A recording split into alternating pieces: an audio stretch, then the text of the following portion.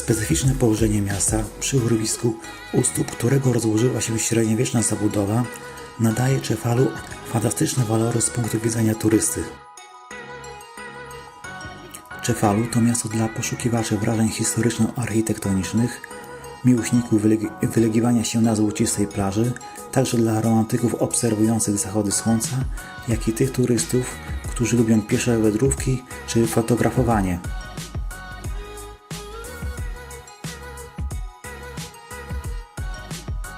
Cefalu to niewielkie miasto, którego nazwa w języku greckim oznacza przylądek. Rzeczywiście odzwierciedla ona położenie miejscowości na przylądku oblewanym przez wody Morza Tyreńskiego.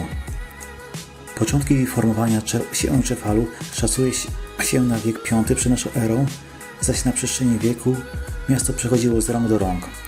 Znajdowało się pod rządami Greków, którzy zbudowali tutaj obronną fortecę.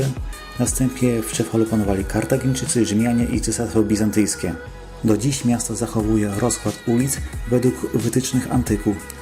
Obecna główna ulica, czyli Corso Ruggero, jest pozostałością po starożytnym Decumanis, które dzieli miasto na wschodnią i zachodnią część.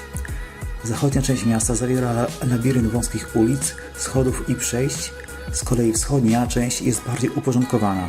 Wygląda na to, że w zachodniej części mieszkała biedna społeczność, natomiast we wschodniej bogaci i kler. W czasach bizantyjskich, jak wiele miast w tamtych czasach, Cefalu zostało przeniesione na skałę i rozbudowane na wzniesieniu. Z tego okresu pochodzi kolorowa mozaika odkryta pod kolumnadą katedry i świadcząca o istnieniu gminy chrześcijańskiej w Cefalu. Od połowy IX wieku miasto należało do Arabów. Od roku 1063 Cefalu władali Normanowie, którzy nadali miasto nie tylko innego wyglądu, ale również sprawili, że w XII wieku było ono ważnym ośrodkiem ekonomicznym Sycylii. W XIII wieku Cefalu przejęli Hiszpanie i rządzili miastem aż do XIX wieku, gdy nastąpiło zjednoczenie Włoch.